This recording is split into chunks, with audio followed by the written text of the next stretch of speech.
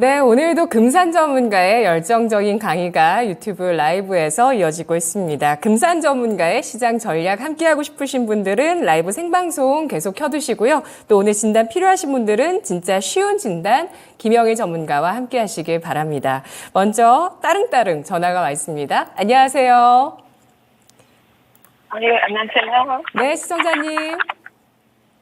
안녕하세요.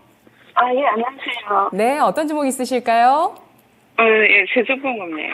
네, 세종공업 매수가 비중 얼마십니까? 6,750원에 15%입니다. 네, 오늘 2% 하락하긴 했지만 수익 구간이세요, 시청자님. 네네. 네, 최근에 매수하셨습니까? 조금 잘 안 돌려가지고. 아, 네. 어떤 점 도와드릴까요? 제가 그거를 잘 못하겠습니다, 매수는.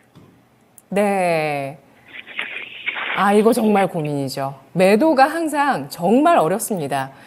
그 아주 묵직한 고민을 가지고 와주셨는데요. 매도를 항상 잘 못하겠다라는 질문을 남겨주셨습니다. 세종공업에 전략 세워보겠습니다. 김영희 전문가님.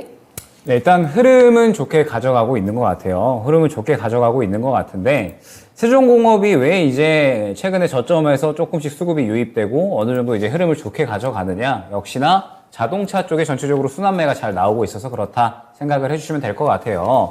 지금 이 자동차 부품 쪽에 사실 이 자동차 부품이다라고 이제 이름만 붙으면, 이야기만 나오면, 그러면 시장에서 한 차례 굉장히 큰 탄력이 나오는 모습을 확인을 할 수가 있습니다. 그러면서 이제 이 전체적으로 다 순환매가 나와주고 있는 상태에서 결국에는 이제 자동차가 여기서 다음 주까지 더 가려면 이제 수급이 어느 정도는 좀 확실하게 밀어주면서 차익 실현이 나오지 않고 쭉쭉쭉 밀어줘야 되는 모습이 나와 주어야 되거든요. 지금 보게 되면 세종공업 외에 최근에 뭐 구형테크라든지 혹은 이제 아진산업이라든지 최근에 자동차 부품 관련된 종목들은 전체적으로 차익 실현이 나온 모습을 확인을 할 수가 있고, 그 외에 이제 SL이나 이러한 종목들은 그래도 수급이 지켜주는 모습을 확인을 할 수가 있습니다. 그러면 자동차 부품 쪽은 이제 어떻게 해석을 해야 되느냐? 기아가 지금 굉장히 좋은 흐름이 나와주었고 실적에 대한 기대감이 형성이 되면서 자동차 전반적으로 훈풍이 부는 분위기가 형성이 됐죠. 그러면서 전체적으로 자동차 부품 관련주들이 일제히 또 어느 정도의 이 분위기를 만들어줬고, 세종공업 같은 경우에도 마찬가지로 자동차 부품 관련해서 이제 전장용 부품들 많이 또 제조를 하고 있잖아요. 그러면서 기아와 현대에 또 납품하고 있는 그러한 이제 기업이고, 그 다음에 이제 일전에는 수소 연료전지 쪽으로도 엮이는 그러한 기업이기도 하기 때문에 이번에 어느 정도 이제 이 상승 추세를 만들어가고 있다라고 생각을 해주시면 될 것 같습니다. 그런데 제가 중요한 부분, 그러니까 추가적으로 상승이 나오기 위한 조건이 무엇이냐라고 했을 때, 결국에는 세종공업 같은 경우에 지금 자동차 부품 쪽들이 저번 주부터 사실 쭉 순환매가 나오고 있잖아요. 그래서 이제는 선별적으로 접근을 해야 되는 섹터가 된 거고요. 여기서 이제 자동차 부품 쪽이 추가적으로 상승이 나오려면 수급이 지켜주는, 그러니까 수급이 어느 정도 살아있는 흐름들이 나와 주어야 되는데, 지금 세종공업 같은 경우에는 보게 되면 최근에 들어온 수급들이 전체적으로 다 윗꼬리를 그린 모습을 확인을 할 수가 있죠. 지금 현재 구간에서 윗꼬리를 최근에 굉장히 많이 그렸기 때문에 저는 세종공업이 지금 현재 그렇게 수급이 많이 들어와 있다라고 생각이 되지는 않습니다. 그럼 결국에는 이 세종공업이 추가적으로 올라가기 위한 원동력이 약간은 부족하다라고 생각을 해주시면 될 것 같고, 최근에 주가 흐름을 보게 되면 결국에는 이 7,000원 구간을 뚫어주지를 못하고 있어요. 길게 보게 되면 이 7,000원 구간에 일전에 매물대가 형성이 되어 있기 때문에 이 구간을 강하게 뚫어주지 못하고 그대로 차익 실현이 계속해서 반복적으로 나오고 있다 생각을 해주시면 될 것 같습니다. 그러면 지금 세종공업 같은 경우에는 이 구간을 뚫어주어야, 7,000원 구간을 뚫어주어야 8,000원대도 노릴 수가 있다라고 생각이 되는데, 결론적으로 이 구간 못 뚫어준다라고 하면은 그대로 또 다시 한번 하락이 나올 수도 있거든요. 때문에 지금 현재 구간에서 세종공업 같은 경우에는 일단 저는 5일선까지만 지켜보시기를 추천을 드리도록 하겠습니다. 5일선 단가가 약 6,700원이거든요. 6,700원 이탈을 하게 되면 지금 현재 세종공업은 수급이 부재한 상황이기 때문에 아마 추가적으로 6,000원 초반대까지는 하락을 할 수가 있다라는 점을 염두를 해주셔야 될 것 같아요. 그렇기 때문에 6,700원 5일선 이탈을 하게 되면 굳이 이 종목은 수급이 부재하니까 이 종목에 얽매여 있을 필요 없이 다른 수급이 활발한 종목으로 교체가 가능하다라는 점 안내를 드리고요.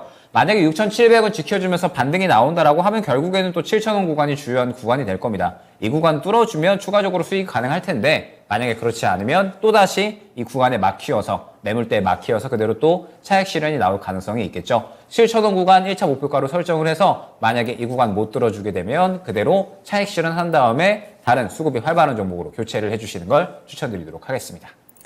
네, 시청자님. 목표가가 6,700원에서 7,000원으로 나왔습니다. 네. 네.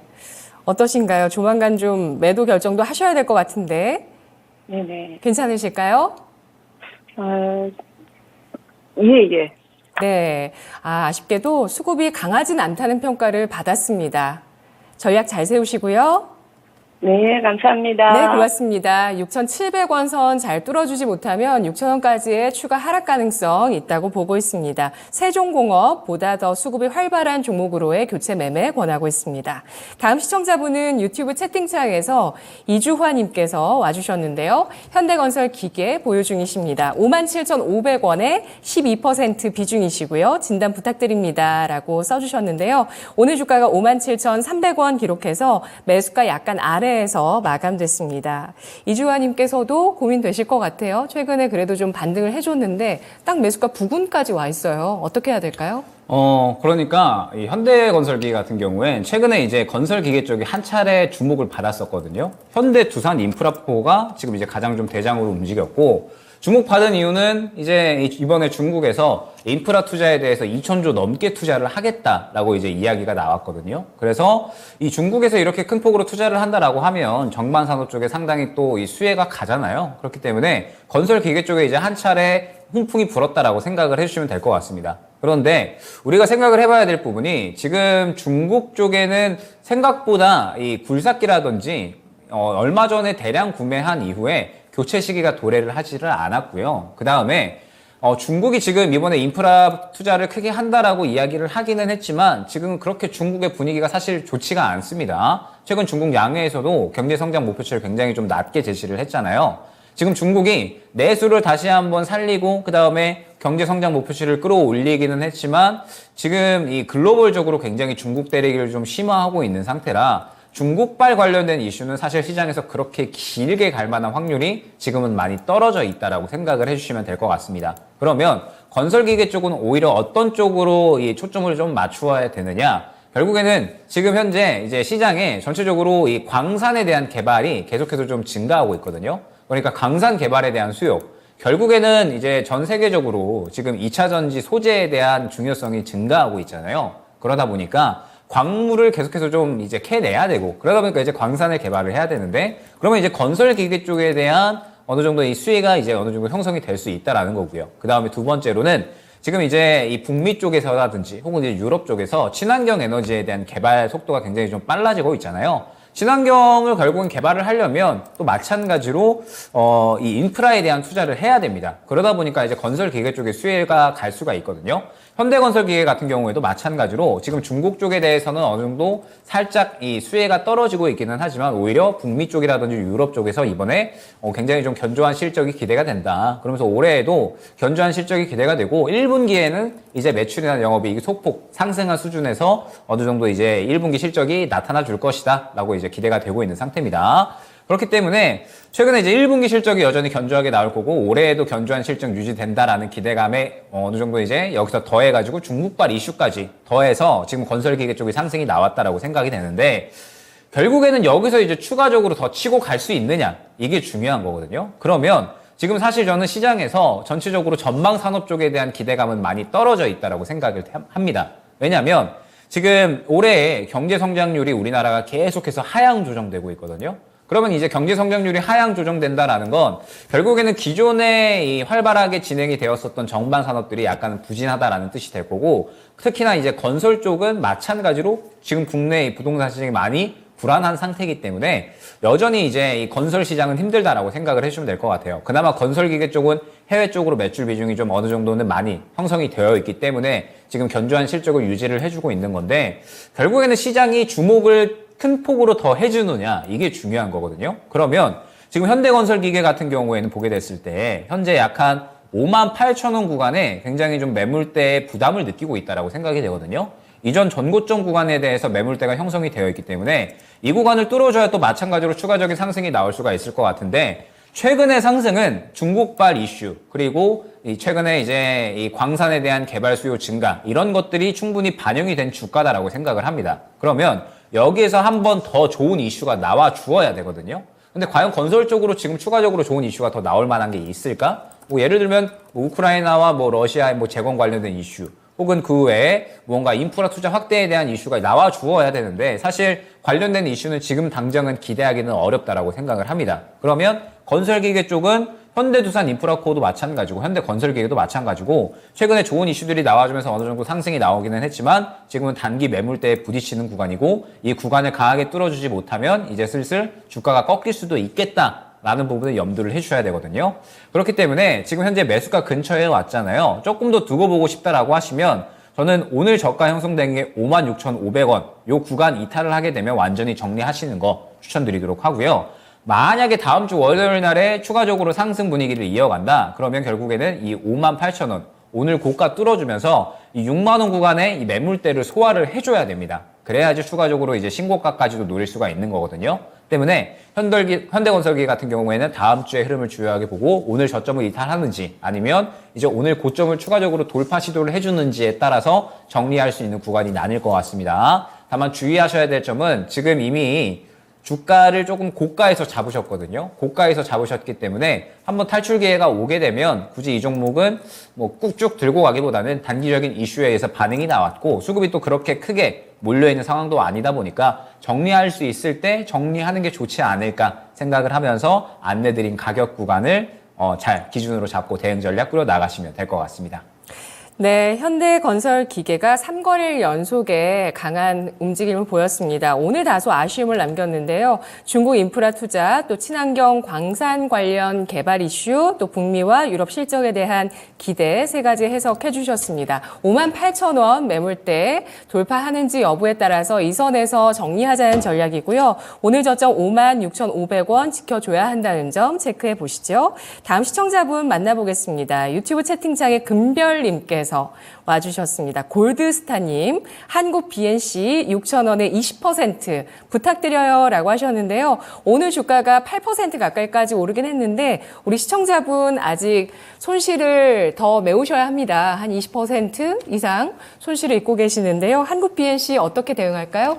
일단 한국 BNC 같은 경우에 이제 예전에 코로나 관련주로 굉장히 좀 크게 움직였었죠. 그러다가 이제 쭉 쉬어가고 있는 그런 이제 구간이고, 지금 이제 한국 BNC 같은 경우에 이제 의료기기 쪽이라든지 혹은 이제 뭐 필러, 보톡스 이제 이런 거 관련된 기업이다라고 생각을 해주시면 됩니다. 그런데 최근에 이제 이 한 가지 이슈가 있었어요. 정부에서 이제 보톡스 수출에 대해서 약사법 위반이다라고 이제 검찰 주장이 있었거든요. 그러면서 이제 한국 BNC가 관련돼서 지금 이 소송에 좀 휘둘리고 있다라고 생각을 해주시면 될 것 같습니다. 그러면서 사실 이제 한국 BNC가 그 외에 이제 여러 가지 뭐 신약에 대한 부분들 지금 이제 개발을 해 나가고 있는 상태이기도 하고, 그러면서 이제 뭐 여러 가지 파이프라인을 늘려 나갈 것으로 기대가 되고 있기는 하지만 한국 BNC 같은 경우에는 문제점이 무엇이냐? 결국에는 지금 현재 구간에서 그동안에 워낙에 이제 매집된, 그러니까 물량 자체가 주목도가 거의 없었다라고 생각을 해주시면 될 것 같고, 오늘 그나마 반응이 나와주기는 했지만 말씀드렸듯이 지금 보톡스 관련된 소송건들이 진행이 되고 있다라고 말씀을 드렸잖아요. 그렇기 때문에 한국 BNC는 웬만하면 구간이 왔을 때 정리를 해주시는 게 일단 가장 좋다라고 말씀을 드립니다. 자, 그러면서 지금 한국 BNC가 오랜만에 이제 바닥권에서 이제 반응이 나온 건데, 일단 앞선 구간은 매물대가 확인이 되죠. 지금 121선 구간, 약 오늘 한 4,500~600원 구간에서 한 차례 윗골이 그리고, 그 다음에 오늘 이제 상승이 좀 탄력이 멈췄는데, 결국에 이제 이 구간에 보게 되면 매물대가 상당히 수급이 많이 들어와 있다는 것을 확인을 할 수가 있어요. 그러면 한국 BNC 같은 경우에도 이거 이상의 수급이 지금 나와 주어야, 그래야지 지금 추가적으로 121선 뚫어주면서 상승이 가능하다라고 생각을 해주시면 되거든요. 그러면은 이 수급이 나와주면서 121선 뚫어준다라고 했을 때 일단은 1차 6,000원, 그 다음에 2차는 한 6,500원 정도 말씀을 드릴 수가 있을 것 같은데, 저는 일단 다음 주의 흐름이 좀 중요하다라고 보고 있습니다. 지금 제약 바이오 쪽의 분위기가 훈풍이 불어주고 있고, 그러면서 한국 BNC도 오랜만에 이제 탄력이 나왔다라고 생각을 하고 있거든요. 그러면 오늘 탄력 나왔을 때 수급이 오랜만에 들어와 줬잖아요. 그러면 이때 만약에 다음 주에 121선 못 뚫어준다. 그러면 저는 이 종목은 웬만하면 정리하고 가주시는 게 좋지 않을까 생각이 됩니다. 오랜만에 반응이 나왔고 그러면서 지금 저가 대비 그래도 약 한 20% 정도 반응 나온 거거든요. 그러면 이 종목 같은 경우에는 말씀드렸듯이 지금 기소 건도 진행 중에 있기 때문에 정리할 수 있는 구간 나왔을 때 웬만하면 정리하고 가는 게 좋다라고 생각이 되고 앞선 구간의 매물대도 너무 두터워서 이 종목에 대한 어떤 긍정적인 이슈가 단기적으로 나오지 않는 이상 121선을 뚫어주기는 조금은 힘들지 않을까라고 생각이 됩니다. 그러면 제약바이오 쪽에 지금 분위기가 형성이 될 때 그때 이 분위기 타서 이 기회가 왔을 때 어느 정도는 정리를 하고 가주시는 게 좋다라고 생각이 되기 때문에 만약에 다음 주에 흐름을 보면서 121선을 못 뚫어준다. 그러면은 저는 바로 이제 정리해 주시는 걸 추천을 드리도록 하고 그러면서 이제 만약에 121선을 돌파를 해주고 추가적으로 상승이 나온다라고 하면 그러면 매수가 근처인 6,000원 근처 구간까지는 노릴 수가 있을 것 같거든요. 그러면 이 종목 같은 경우에는 마찬가지로 121선 돌파해주고 6,000원 구간까지 이제 도달을 했다. 그러면 이제 이전 고점인 6,000원 한 후반대 정도까지 노릴 수가 있을 것 같은데 그때에는 뚫어주게 되면 수익 극대화, 만약에 그렇지 못한다라고 했을 때는 매수가 근처에서 정리하셔서 이 종목은 크게 수익을 챙긴다, 수익 만회를 한다라기보다는 웬만하면 정리 쪽에 포커스를 맞추고 진행을 해주시는 걸 추천드리도록 하겠습니다. 네, 정부 승인을 받지 않은 보톡스를 수출했다는 점에 대해서 검찰 기소를 지난달에 받았는데요. 그럼에도 불구하고 최근 탄력을 보여주고 있는 한국 BNC 시청자분의 매수가가 1차 목표가입니다. 6,000원, 2차 목표가는 6,500원 제시했습니다. 다음 시청자분은 또 전화 주셨는데요. 받아보겠습니다. 안녕하세요. 안녕하세요. 네, 반갑습니다. 예, 네, 아주 활기찬 시청자분께서 전화 주셨습니다. 어떤 종목 갖고 계실까요? 카나리아 바이오 네, 매수가 얼마십니까? 15,000원에 50%입니다. 예. 저는 궁금한 게 왜 사셨는지 궁금합니다. 시청자님 수익 축하드리고요. 예, 어떻게 사게 되셨어요? 작년부터 보고 있다가 옛날 구 현대 사료 때부터 관심을 갖고 있었습니다. 네. 현대 사료일 때부터 시장에서 러시아 우크라이나 전쟁으로 주목을 받았었고 이제 사명을 바꾸게 되면서 사실 또 같이 하고 있던 사업 중 하나인 바이오 사업도 부각이 되고 있는 기업인데요. 관심 가지시다가 잘 들어가셔서 지금 뭐 2배 넘는 수익이 나셨거든요. 그렇죠? 예, 예, 축하드립니다. 어떤 점 도와드릴까요? 그걸 어디까지 가지고 가야 되는가 네. 그게 궁금합니다. 제일 궁금한 게 그겁니다. 예, 그렇습니다. 3월 마지막 날에 차익 실현 매물을 좀 받기도 했었지만 그 이후에도 좀 안정적인 흐름을 이어가고 있는데 카나리아 바이오 수익 극대화 전략 세워보겠습니다. 김영일 전문가님. 일단 카나리어 바이오는 저는 이제 항상 이 종목 설명드릴 때 개인에게 굉장히 어려운 종목이다라고 많이 말씀드리거든요. 네. 왜냐하면 변동성이 너무 강하고 사실 굉장히 작은 이슈에도 엄청나게 크게 상승이 나오는 종목이고 감사보고서 관련된 이슈도 있었기 때문에 이 종목은 굉장히 좀 대응이 어렵다라고 항상 말씀을 드립니다. 그래서 이제 카나리아 바이오가 올해 들어서 이제 상승이 나왔었던 역사를 한번 보게 되면 일단은 이제 카나리아 바이오가 임상 3상 진행 중인 난소암 치료제가 있습니다. 이제 올해 고분 말이라고 해가지고 이제 요거에 대해서 지금 이제 임상 3상 진행 중에 있으면서 이제 이 부분이 본격적으로 이제 올해에 좀 탄력을 받을 거다라는 이야기가 나오게 되면서 기대감이 형성이 되었었거든요.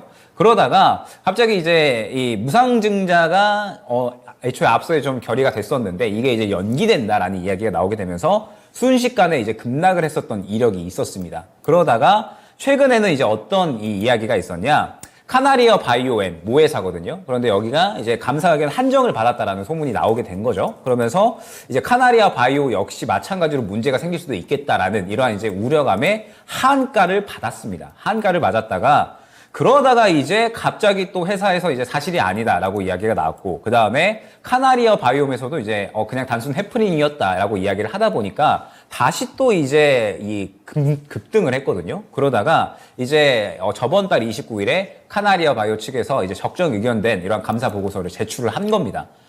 그러니까는 이제 또 바로 연속적으로 상한가가 나오고 이틀 연속으로 엄청나게 큰 상승이 나온 모습을 확인을 할 수가 있거든요.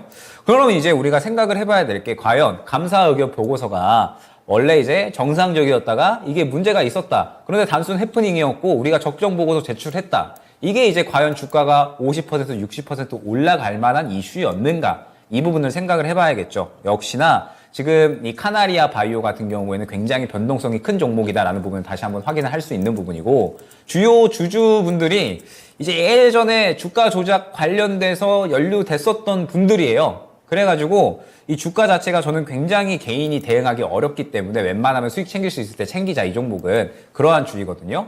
그렇기 때문에 지금 카나리아 바이오 같은 경우에는 저는 완전히 슬슬 대응 구간에 접어들었다라고 생각을 합니다. 왜냐하면 예전에 저는 이제 카나리아 바이오가 상승이 나오기 이전에 이제 이 정도 구간에서는 그래도 좋게 보고 있었어요. 왜냐하면 저점에서 계속 강하게 수급이 밀어 넣어졌었기 때문에 카나리아 바이오가 뭔가 있나? 라는 생각을 했고, 그래서 이 정도 구간에는 접근을 해도 나쁘지는 않겠다라고 생각을 했습니다. 그런데 이제 감사 의견 보고서에 대한 이 이슈들이 나오게 되면서 마구 요동을 쳤고, 감사 의견 보고서 정상이다라고 하면서 갑자기 이제 상한가로 치고 올라가 버렸죠. 그러면서 지금 보게 되면 이틀 역동 상승이 나온 이 구간에 바로 윗꼬리가 일제히 그려지는 모습을 확인을 할 수가 있습니다. 그러면 이제 이 구간에는 그대로 저점에 들어갔었던 물량이 차익 실현이 크게 나왔다라고 생각을 해주시면 될 것 같아요. 그러면 이제 지금 현재 구간 같은 경우에는 차익 실현 물량이 나오고 다시 한번 자리를 잡아가는 과정에 있는 건데, 그러면 이제 카나리아 바이오 같은 경우에는 지금 현재 대기 중인 이슈가 이 아까 말씀드렸던 난소암 치료제 임상 3상에 대한 부분이겠죠. 임상 3상이 지금 올해 성공적으로 통과가 된다라고 했을 때는 바로 또 품목화가 기대감까지 있는 상황이라서 그때에는 충분히 이제 추가적으로 상승에 대한 부분도 노릴 수는 있다라고 생각을 합니다. 다만 지금 현재 카나리아 바이오 같은 경우에는 수급이 미뤄진다라기보다는 일전에 차익 실현이 나왔기 때문에, 그렇기 때문에 대응을 진행을 해야 되는 구간이다라고 생각을 하고 있어서 저는 지켜본다라고 하면 딱 33,000원 정도까지만 지켜보셨으면 좋겠어요. 33,000원 구간을 손절 라인, 익절 라인으로 정해서 이 구간을 이탈을 하게 되면 밑에 열려있는 구간이 굉장히 또 높다 보니까 이 약한 21선 구간을 이탈을 하게 되면 저는 한 차례 차익 실현을 진행을 하고, 그 다음에 향후에 이제 이 임상 3상권에 대해서 다시 한번 기대감이 형성이 되는 수급이 들어올 때 그때 다시 한번 봐도 무방하다라고 생각이 되기 때문에 일단 1차 익절 라인은 33,000원 이탈 시로 정해드리도록 하겠습니다.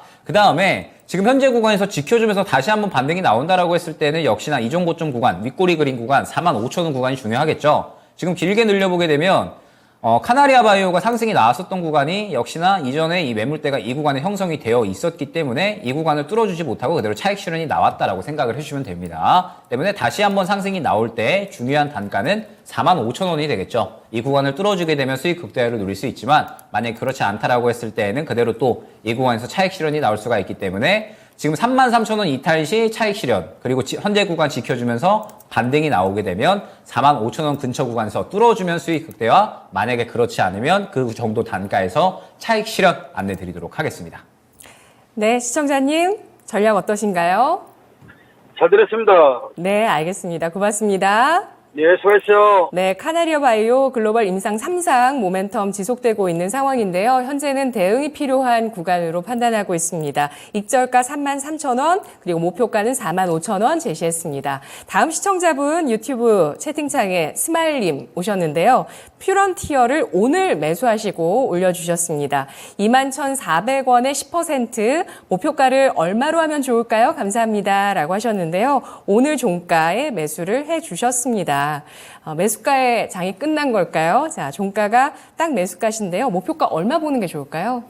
아마 오늘 제 아침 방송 보고 매수를 하시는 것 같은데요. 제가 이제 오늘 아침 방송에 요거를 자율주행 쪽에서 탑픽으로 뽑았거든요. 네. 제가 이제 퓨런티어를 이제 왜 들어갔냐, 왜 이제 긍정적으로 봤냐라고 했을 때 주말에 이제 일론 머스크가 중국에 넘어갈 예정이거든요. 그래서 중국에 가가지고 이제 이 전기차나 자율주행 쪽에 대한 이야기를 할 예정에 있는데 주말에 이제 중국에서 자율주행 기술에 대한 논의를 할 것이다라는 기대감이 상당히 좀 커지고 있는 상태입니다. 그러면서 이제 중국에서 먼저 완전 자율주행에 대한 이러한 기술들을 먼저 이제 시연을 할 것이다. 그러면서 중국 측에 대해서는 이제 중국 쪽에서 이제 테슬라 쪽에 자율주행에 대한 이러한 이 시설 논의, 이 시설을 조금 더 확충하기 위한 이런 논의, 이런 것들을 이제 진행을 할 거다라고 이제 이야기가 나오고 있거든요.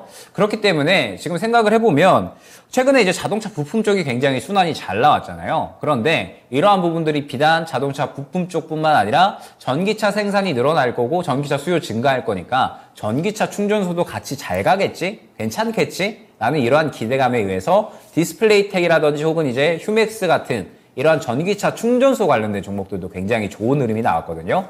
그러면 이제 여기서 우리가 또 생각을 해봐야 될 게 주말에 이제 이 머스크가 중국 넘어가서 자율주행에 대한 이야기 할 것으로 기대가 되는 상태에서 자율주행 쪽에 뭐 이 어느 정도 좀 모멘텀이 형성이 될 수 있지 않을까라는 부분을 기대를 하는 겁니다. 자율주행이 아무래도 자동차 쪽에 지금 훈풍을 그대로 좀 이어서 바톤 터치를 하지 않을까라는 기대감을 가진 거고, 그러면 이제 퓨런티어의 매력도가 무엇이냐라고 했을 때 카메라 센서 쪽에 상당한 기술력을 보유를 하고 있는 기업이거든요. 그러면서 이제 글로벌 전기차 카메라 쪽에 대해서는 상당히 큰 점유율을 갖고 가고 있는 기업이기 때문에 결국에는 테슬라가 자율주행에 있어서 센서 쪽에는 카메라를 쓰겠다라고 이야기를 했습니다. 그러면은 퓨런티어가 결국에는 관련해서 반드시 수혜를 볼 수밖에 없다. 테슬라가 자율주행에 대한 이야기를 한다라고 했을 때에는 반드시 퓨런티어가 수혜를 받을 수밖에 없다라고 생각을 해가지고 이번에 퓨런티어를 제가 오전에 안내를 드린 거거든요.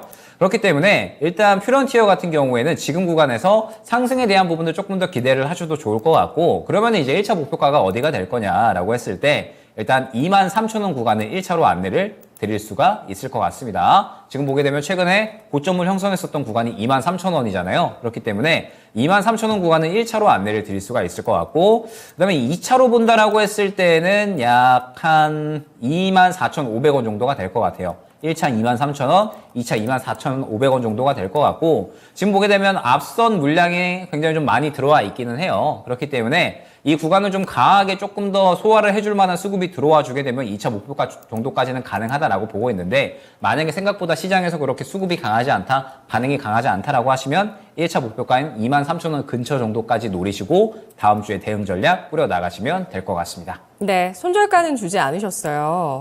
손절가는 굳이 잡고 가지 않으셔도 될 것 같습니다. 네, 이 자율주행 관련해서 퓨런티어를 분석해 주셨는데 이런 종목 단기 투자 권하세요? 중장기 투자 권하세요? 저는 뭐 단기로만 보고 거의 종목들을 접근을 하기 때문에 단기 방향성 생각해 주시면 될 것 같아요. 네, 알겠습니다. 단기 투자 전문가 김영일 전문가입니다. 퓨런티어 중국 쪽에 이 일론 머스크가 방문을 해서 완전 자율주행 시설 확장 논의와 관련해서 최대 수혜주로 퓨런티어 분석을 하고 있는데요. 목표가 1차적으로 23,000원, 2차로 24,500원 제시했습니다. 다음 시청자분 전화 만나볼게요. 안녕하세요. 네, 안녕하세요. 네, 반갑습니다. 시청자님. 네, 어떤 네. 종목 투자하고 계세요? 오픈에지 테크놀로지요. 예, 매수가 비중 얼마십니까? 네, 21,000원에 10%인데 네. 혹시 추가 매수해도 될까 해서요. 예, 알겠습니다. 이른바 지금 좀 물려 계시는데 네네. 마음 불편하진 않으시고요? 그래서 추가 매수를 해서 좀 단가를 낮춰서 좀 빠져나와야 되나 어떻게 하나 해서요. 네, 알겠습니다. 최근 들어서 좀 하락세가 계속되고 있는 모습입니다. 추가 매수 타이밍 잡아보도록 하겠습니다. 김영희 네. 전문가님. 네, 일단 오픈 엣지 테크놀로지 같은 경우에는 지금 이제 최근에 굉장히 큰 탄력을 받았었잖아요. 왜 이제 탄력을 받았었냐라고 했을 때 결국에는 이제 이 반도체 쪽에 상당히 이제 좋은 그런 이제 매개가 형성이 됐었고, 반도체 쪽에 이제 왜 매개가 형성이 됐냐라고 하면 역시나 이제 삼성전자의 투자에 대한 기대감이었을 것 같습니다. 사실 이제 이 디자인 하우스 관련된 종목들이 지금 기대감을 좀 많이 키워나가고 있죠. 왜냐하면 삼성전자와 그 다음에 대만의 TSMC와의 차이점은 기술력보다는 결국 생산력 문제다라는 이야기가 많이 나오고 있거든요. 그래서 삼성전자가 올해 디자인 하우스 쪽에 투자를 좀 많이 할 거다라고 이야기를 많이 하고 있는 상태에서 이제 M&A 후보군에 당연히 이 디자인 하우스 기업들이 들어가겠죠. 그러면서 이제 올해 뭐 가온칩스라든지 그 다음에 코아시아라든지 그다음에 오픈 엣지 테크놀로지 같은 이러한 기업들이 상당히 크게 기대감에 의해서 탄력을 받은 겁니다. 그런데 우리가 생각을 해봐야 될 게 지금 디자인 하우스 종목들은 사실 실적이 잘 나오고 있는 기업들이 거의 없어요. 거의 이제 적자로 진행이 되고 있는 상태에서 이제 조금씩 실적 나오고 그 다음에 기대감이 형성되고 있는 구간이다라고 생각을 해주시면 되거든요. 그렇기 때문에 오픈 엣지 테크놀로지도 마찬가지다라고 생각을 해주시면 됩니다. 지금 디자인 하우스 쪽 관련된 종목들은 가온치스, 코아시아 다 마찬가지겠지만 한 차례 굉장히 강한 순환이 나왔죠. 기대감에 의해서 굉장히 최근에 강한 순환이 나왔다가 이제 지금은 숨쉬기 구간, 쉬어가는 구간이다라고 생각을 해주시면 되는 겁니다. 워낙에 많이 상승이 나왔다 보니까 이제는 차익 실현이 나오고 있다라고 생각을 해주시면 될 것 같고, 그러면 이제 결국에는 이 종목이 다시 한번 상승이 나오기 위해서는 이제 숨고르기 구간을 어느 정도 멈추고 다시 한번 강한 수급이 유입이 돼야 된다라고 생각을 해주시면 되거든요. 수급이라고 하는 건 결국에는 시장의 관심이기 때문에 시장의 관심도가 다시 한번 높아져야 된다라는 뜻이 되는데, 지금 보게 되면 아직까지는 계속해서 차익 실현만 나오고 있다라고 생각이 돼요. 지금 보게 되면 일전에 저점에서 굉장히 좋은 수급이 많이 들어가 줬죠. 그러면서 이 수급을 기반으로 해서 쭉쭉쭉쭉쭉 치고 올리다가 고점에서 한 차례 차익 실현 나오고, 그 다음에 최근에 완전히 차익 실현을 하는 흐름이 나왔죠. 그러면서 쭉 이제 하락을 하고 있는 모습이기 때문에 지금 현재 구간에서는 수급도 부재하고 최근에 나온 이러한 수급 흐름이 차익 실현이어서 결국에는 지금 현재 구간은 이 구간을 지켜주는 게 굉장히 중요하다라고 생각이 되고, 이 저점 구간이 얼마냐라고 했을 때 약 한 17,500원 구간이거든요. 이 17,500원 구간을 이탈을 하지 않아야 현재 구간에서 어느 정도 반등을 노릴 수가 있다라고 생각이 됩니다. 그러면서 오픈 엣지 테크놀로지를 추매할 만한 매력도가 지금 있느냐? 저는 지금 당장은 없다라고 생각을 해요. 왜냐면 말씀드렸듯이 지금은 차익 실현 구간이거든요. 차익 실현하고 쉬어가는 구간이기 때문에 결국에는 지금 현재 구간에서 오픈 엣지 테크놀로지가 다시 올라오려면 시장의 관심도 받아야 되고 조금 더 힘을 모아가는 구간이 필요하다라는 뜻이 됩니다. 그러면 굳이 이 힘을 모아가고 쉬어가는 구간에 미리 접근을 해가지고 기회비용을 손실할 필요는 없다라고 생각을 하거든요. 그렇기 때문에 오픈 엣지 테크놀로지 같은 경우에는 지금은 일단 17,500원 저가 부근을 이탈하지 않는지를 주요하게 보셔야 될 것 같아요. 만약에 17,500원 저가 부근을 이탈을 하게 된다라고 했을 때는 1차 15,000원 정도까지는 추가적으로 하락을 할 수가 있거든요. 그러면 이 17,500원 구간 이탈 시에는 비중을 조금은 줄여서 향후에 다시 한번 대응할 수 있을 만한 힘을 어느 정도 확보를 해 놓으시길 바라고, 만약에 지금 현재 구간에서 이제 반등이 나온다라고 하더라도 사실 상승이 바로 나오기가 힘들어요. 왜냐면 2만원 구간의 단기 매물 형성되어 있죠. 그 다음에 22,500원 구간의 단기 매물, 그 다음에 이제 25,000원 구간의 단기 매물, 즉 앞선 구간, 고점 구간의 매물이 많이 형성이 되어 있기 때문에 오픈 엣지 테크놀로지는 결국에는 다시 한번 시장의 힘을 굉장히 크게 받고 관심을 크게 받아야 재상승이 나올 수 있다는 뜻이 됩니다. 그러면 관심을 크게 받는다라고 했을 때는 역시나 다시 한번 삼성전자가 디자인하우스 쪽에 대한 이야기를 해줘야 된다라고 보고 있는데, 지금 아직까지는 시장의 관심도는 파운드리 쪽보다는 메모리 쪽에 조금 더 쏠려 있다고 생각을 하거든요. 저는 2분기 쪽에 메모리 업황에 대한 기대감이 조금 더 크게 작용을 할 거다라고 보고 있지, 파운드리 쪽은 조금 더 쉬어갈 거다라고 보고 있습니다. 그렇기 때문에 일단 삼성전자가 조금 더 M&A에 대한 기대감, 그리고 파운드리에 대한 투자에 대한 기대감에 대한 이야기를 할 때까지는 조금 더 오픈 엣지 테크놀로지는 여유롭게 보시면서 현재 구간은 이탈하지 않는지 이 부분을 주요하게 보셔야 될 것 같고, 결국에는 추가 매수를 한다라고 했을 때는 수급이 강하게 들어가는 이러한 구간이 나와 주어야 되거든요. 수급이 굉장히 강하게 들어갈 때 그때가 결국에는 다시 한번 또 시장의 관심을 받는다라는 뜻이 되니까, 이 수급을 다시 한번 강하게 받을 때 다시 한번 문의를 주시게 되면 그때는 추가 매수에 대한 구간까지 상세하게 잡아드릴 수 있도록 하겠습니다. 네, 목표가는 2만 원으로 보면 될까요? 1차 2만 원, 그러니까 2차 22,500원 이런 식으로 지금 매물대가 상당히 좀 두텁게 형성이 되어 있기 때문에 단기적으로 매물대 가격대를 형성을 하고 대응을 해 나가야 될 것으로 파악이 되고 있습니다. 네, 시청자님. 네네. 전략 어떠신가요? 아, 네. 제가 저도 똑같이 17,500원 고선을 잡고 있었거든요. 네. 네, 근데 15,000원까지 내려간다고 한다면 너무 무서울 것 같아서. 맞아요. 걱정이 되긴 하네요. 그렇습니다. 생각하신 그 가격에서는 현금 확보를 해 두셔야 그 이후에 네. 또 전략 가능하시다고 보고 있습니다. 네네네. 네. 대응 잘하세요. 네, 감사합니다. 네, 고맙습니다. AI 반도체의 IP를 갖고 있는 오픈 엣지 테크놀로지입니다. 휴식기가 필요하다는 진단이고요. 차익 실현 진행 중이어서 17,500원의 지지선을 이탈한다면 곧바로 현금 확보하자는 전략이고요. 1차 목표가 2만 원 제시했습니다. 다음 시청자분 유튜브 채팅창에 울강아지님 오셨습니다. 울강아지님, 하나솔루션을 52,100원에 매수해 주셨고요. 5%를 갖고 계시거든요. 오늘 매수했는데 모아갈 생각입니다. 어떤가요? 라고 하셨습니다. 오늘 주가가 지금 매수가보다 좀 내려와 있는 모습입니다. 모아 나가는 전략 어떨까요? 저는 나쁘지 않다라고 생각을 하고 있습니다. 왜냐하면 지금 이제 이 미국이 태양광 공급망을 다시 한번 구축하는 데 있어서 가장 핵심적인 기업이 역시나 하나솔루션이다라고 저는 보고 있거든요. 네. 이미 이제 뭐 조지아주에 진출을 해놓은 상태고, 그 다음에 지금 이제 뭐 미국 내에서도 하나솔루션에도 굉장히 집중을 많이 하고 있습니다. 그만큼 지금 이제 하나솔루션이 미국의 이제 이 태양광 공급망을 다시 한번 구축하는 데 있어서는 굉장히 이제 중요한 역할을 해줄 수 있을 것이다라고 기대를 하고 있습니다. 때문에 하나솔루션이 지금 이제 이러한 구간에 있어서 충분히 이 주가에 대한 업사이드는 가능하지 않을까라고 생각을 하고 있고, 그 다음에 이제 이 IRA에 대한 기대감도 충분히 이제 세제 혜택을 받을 것이다라고 기대감이 형성이 되고 있기 때문에 결국에는 이제 관심도의 문제인 것 같아요. 지금 워낙에 이제 시장에서 강하게 움직이는 쪽이 따로 있다 보니까 최근에 이제 뭐 CS 베어링이나 혹은 이제 뭐 CS 윈드 같은 이런 풍력 쪽도 한 차례 좀 반응이 나왔었고, 마찬가지로 하나솔루션 같은 경우에도 반응이 나오기는 했는데 지속성은 살짝 떨어졌거든요. 왜냐면 다른 쪽에 워낙에 수급이 많이 쏠려 있다 보니까 상대적으로 관심도가 덜하지 않았나라고 생각을 합니다. 그렇기 때문에 어찌됐든 이 친환경에 대한 부분들, 그러니까 태양광이나 풍력 쪽에 대한 관심도는 저는 올해는 무조건 한 차례 정도는 순환이 올 것이다라고 보고 있거든요. 워낙에 이제 지금 계속해서 유가가 올라갈 것으로 지금 예측이 되고 있고, 그 다음에 태양광이나 풍력 쪽에 대한 발전 수요는 높아지고 있는 상태이기 때문에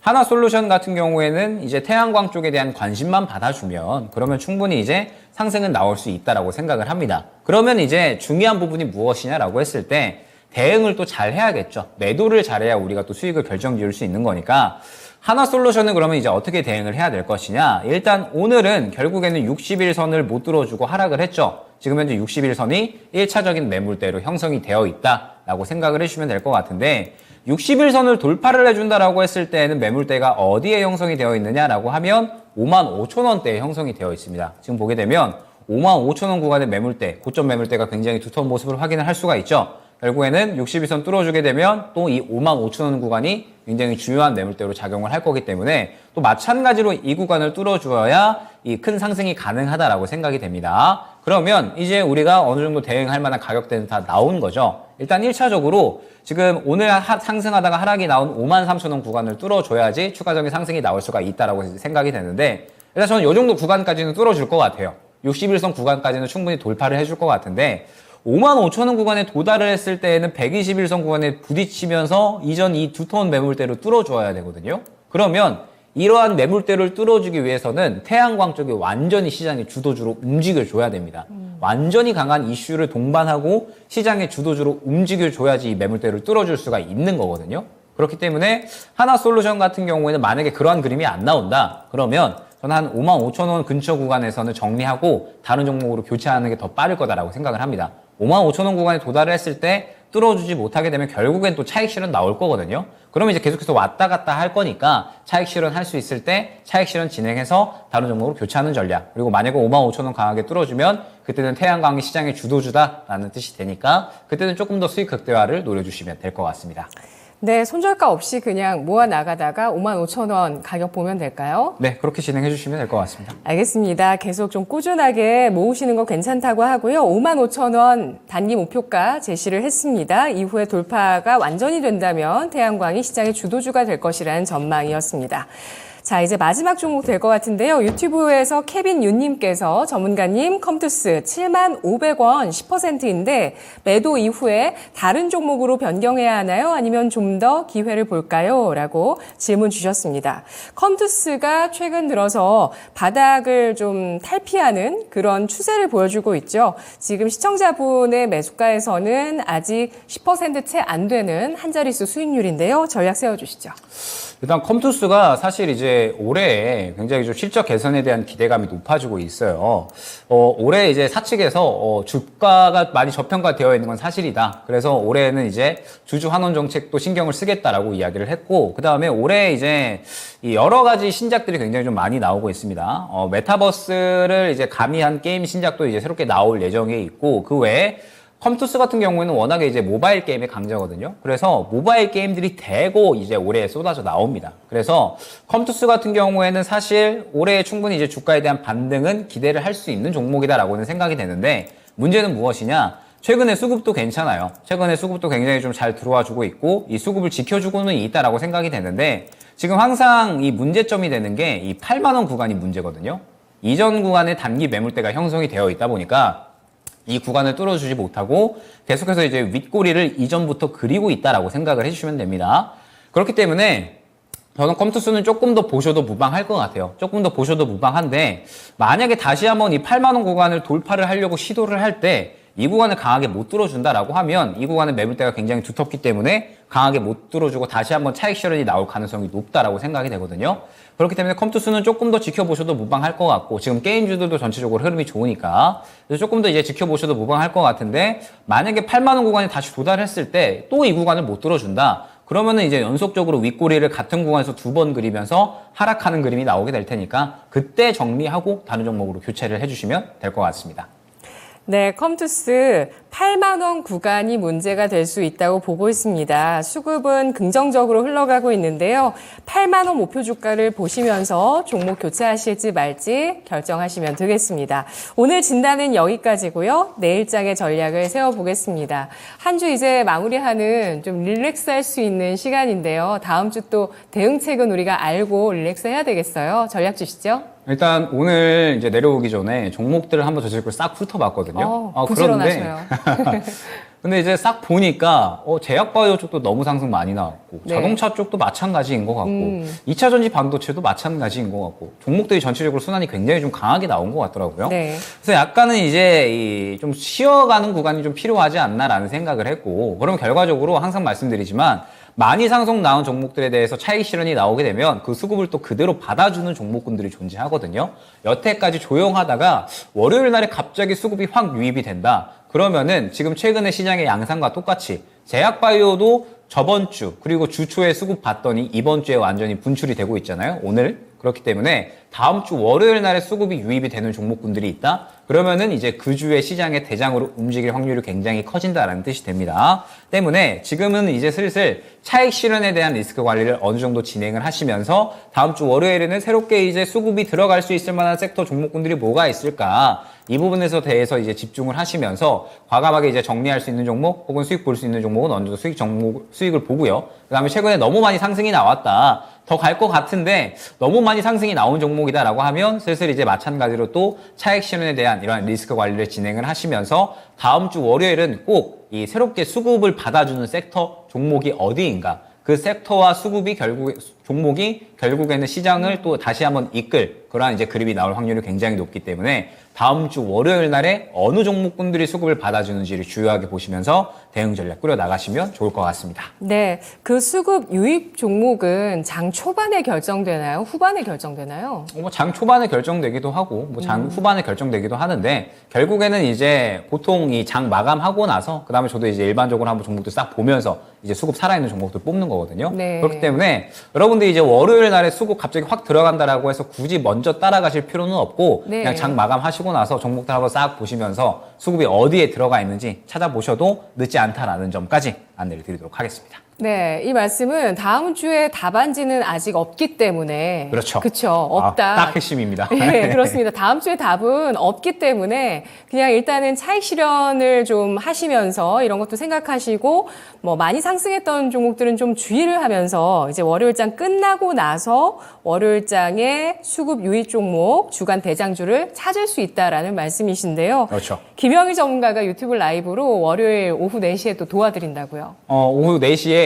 이제 종목들 한번 제가 장 마감하고 싹 볼 거거든요. 그래서 수급 살아있는 게 어떤 종목인지 그리고 주에 어느 정도 이제 대장으로 움직일 수 있는 종목이 뭔지 유튜브 방송 때 한번 같이 보도록 할 예정이니까 많은 시청 부탁드리도록 하겠습니다. 네, 알겠습니다.